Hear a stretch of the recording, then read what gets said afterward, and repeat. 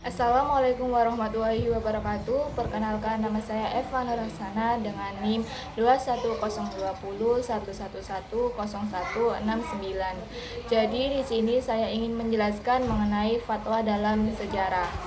Jadi fatwa merujuk pada pendapat hukum yang diberikan oleh seseorang otoritas keagamaan dalam Islam. Namun dalam lintasan sejarah Tasri, fatwa itu telah memainkan peran penting dalam membentuk dan mengatur praktik keagamaan umat Islam. Fatwa itu digunakan untuk memberikan panduan hukum mengenai berbagai masalah yang dihadapi oleh umat Islam. Misalnya, ketika Islam pertama kali muncul pada abad ke-7, itu Nabi Muhammad adalah otoritas utama dalam memberikan fatwa. Beliau sering memberikan pendapat hukum berdasarkan wahyu yang diterima olehnya dari Allah melalui Al-Quran. Yang kemudian fatwa yang dikeluarkan oleh Nabi Muhammad ini diikuti oleh para sahabatnya atau biasa disebut sebagai sunnah. Nah, dalam era sekarang, sunnah itu menjadi sumber hukum kedua setelah Al-Quran di dalam Islam. Namun setelah wafatnya Nabi Muhammad pada tahun 632 Masehi, tugas memberikan fatwa ini dilanjutkan oleh para khalifah atau pemimpin muslim dan ulama Islam terkemuka pada masa itu. Namun yang sekarang pada masa ini, fatwa itu digunakan untuk memberikan panduan mengenai berbagai isu sosial, politik, dan hukum yang dihadapi oleh umat Islam. Fatwa yang dikeluarkan pada periode ini itu termasuk dalam kategori fatwa sahabat atau fatwa tabi'in yang mengacu pada pendapat para sahabat Nabi Muhammad atau generasi setelahnya.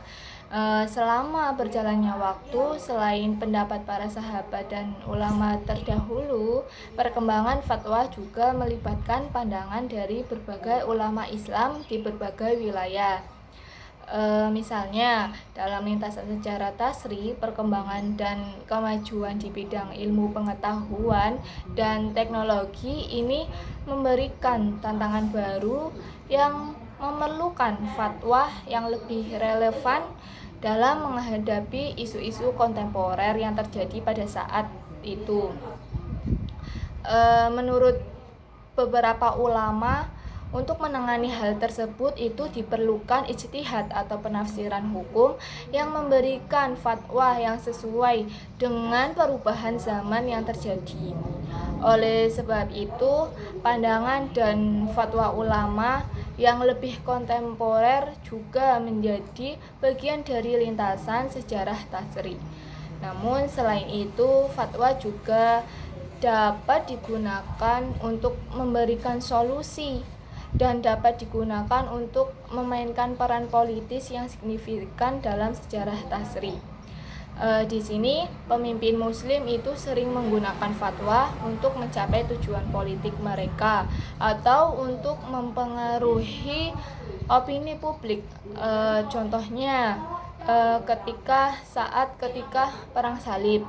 Nah, fatwa yang dikeluarkan oleh para ulama ini digunakan untuk membangkitkan semangat perang dan mobilitas umat Islam melawan prajurit Kristen.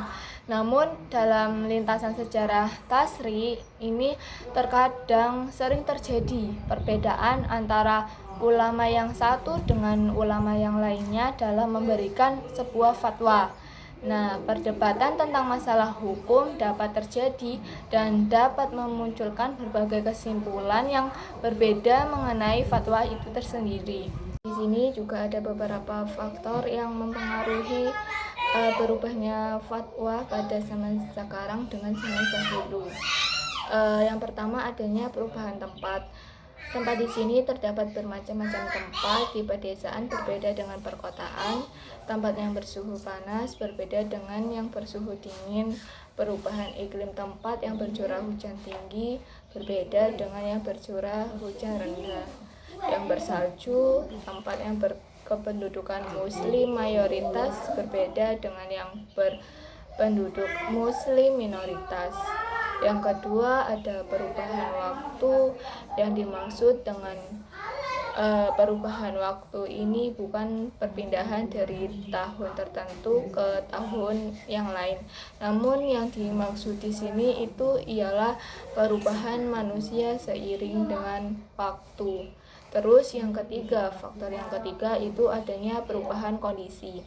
Kondisi yang sempit berbeda dengan kondisi yang lapang atau luas, sedangkan kondisi yang sehat juga berbeda dengan kondisi yang sakit. Kondisi yang perang tidak sama dengan kondisi yang damai. Yang keempat, di sini ada perubahan tradisi.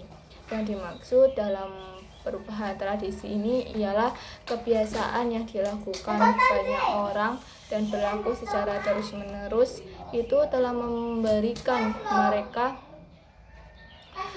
mengenai hal yang lazim dalam bentuk ucapan maupun perbuatan, urf amali dan qauli.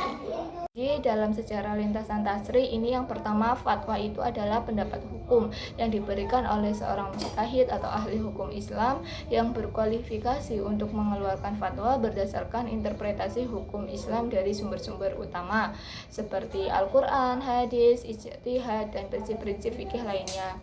Terus yang kedua, dalam sejarah lintasan tasri, fatwa dimaksudkan untuk memberikan bimbingan dan pengarahan bagi umat Muslim dalam memahami dan menjalankan ajaran agama mereka secara tepat. Terus yang ketiga, fatwa juga dapat berkaitan dengan berbagai aspek kehidupan, termasuk ibadah, muamalah, kesehatan, sosial, politik, dan lain sebagainya. Jadi dapat saya simpulkan bahwa fatwa itu pertama kali diperkenalkan oleh Nabi Muhammad sejak masuk Islam. Namun setelah Nabi Muhammad wafat, fatwa itu dilanjutkan oleh para sahabatnya atau biasa kita sebut sebagai fatwa sahabi. Dalam fatwa sahabi ini ada dua bentuk. Yang pertama, fatwa berupa pengulangan penjelasan dari Al-Quran dan Sunnah, dan yang kedua, fatwa dari hasil ijtihad para sahabatnya. Kemudian setelah fatwa pada masa sahabat, dilanjut tugas fatwa pada masa tabi'in. Yaitu pada masa tabi'in ini proses transformasi keilmuan yang berlaku antara sahabat dan tabi'in itu melalui metode periwayatan atau nukil. Dan metode ini itu ada dua cara. Yang pertama secara langsung, yaitu dengan mendengar, dan secara tidak langsung, yaitu berupa menghafal dan menguasai segala ketentuan hukum yang berlaku. Dan fatwa tabi'in ini masih berpegang teguh pada ijtihad, namun terkadang juga menggunakan arai dalam membuat keputusan hukum dan fatwa atau menggunakan periwayatan. Jadi, namun di sini ada beberapa faktor yang mempengaruhi fatwa pada masa tabi'in. Yang pertama ada faktor politik negara yang pada saat itu tidak stabil, seperti perpecahan pada akhir masa sahabat. Dan yang kedua, semakin luasnya daerah taklukan Islam, latar belakang kehidupan, kedudukan sosial, dan adat yang berbeda sehingga muncul fenomena baru. Atau contohnya seperti sikap sebagian penduduk yang hanya menerima pandangan hukum ulama di tempat mereka. Dan ketika setelah masa tabi'in, fatwa berkembang melalui para imam-imam mujtahid dan pengikutnya. Di sini sudah mulai masalah fikih itu sudah mulai dibukukan, dan kemudian dilanjut pada era modern atau sekarang ini ditandai dengan mulai munculnya para ulama kontemporer seperti ulama Yusuf Al-Qaradawi dan lain sebagainya. Kemudian juga dilanjut oleh mufti negara atau pejabat negara. Jadi pemegang fatwa otoritas itu seperti MUI, terus DSN MUI, dan lain sebagainya. Mungkin itu saja yang dapat saya sampaikan, kurang lebihnya mohon maaf. Wassalamualaikum warahmatullahi wabarakatuh.